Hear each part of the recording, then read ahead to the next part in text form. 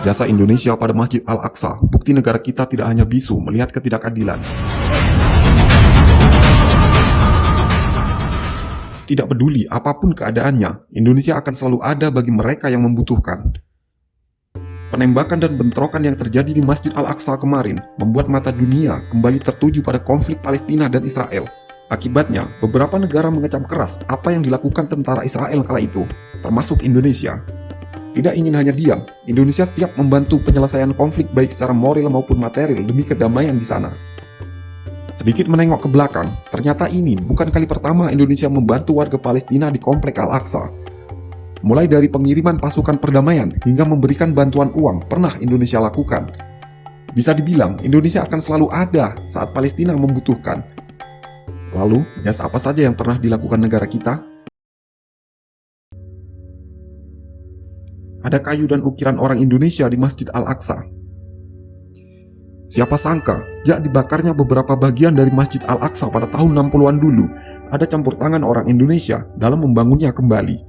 Usut punya usut, beberapa pengrajin Jepara sengaja dibawa ke Masjid Al-Aqsa itu untuk membuat replika mimbar yang mirip dengan yang pernah dihancurkan. Dengan keadaan konflik yang mencekam, kira-kira dibutuhkan waktu hampir 4 tahun untuk merampungkan replika mimbar tersebut. Ternyata warga Indonesia itu tidak sendirian. Pasalnya, beberapa negara muslim juga mengirimkan orangnya untuk membantu merenovasi kembali masjid bersejarah yang ada di Palestina itu.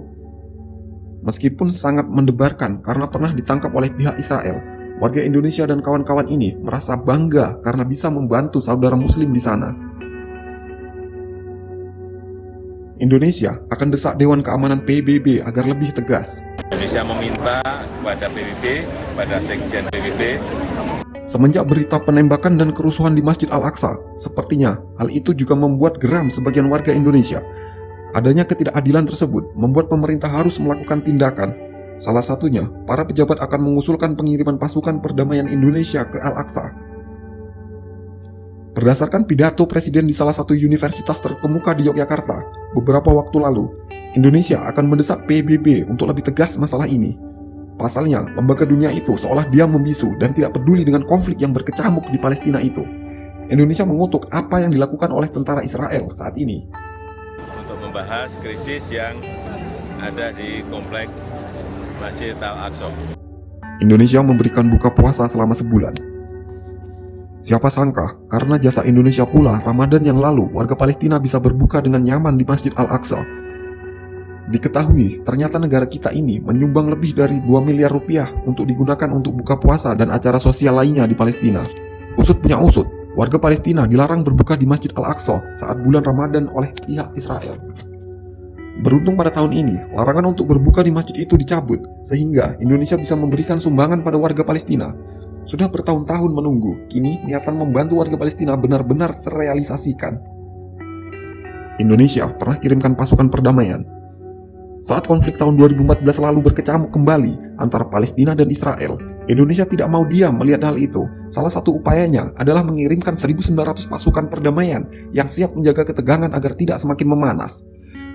Salah satu tugas dari pasukan perdamaian ini adalah melindungi beberapa situs penting seperti Masjid Al-Aqsa.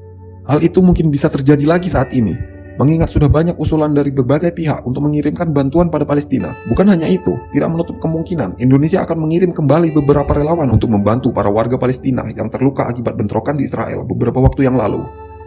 Keadaan yang terjadi di Al-Aqsa memang sangat miris.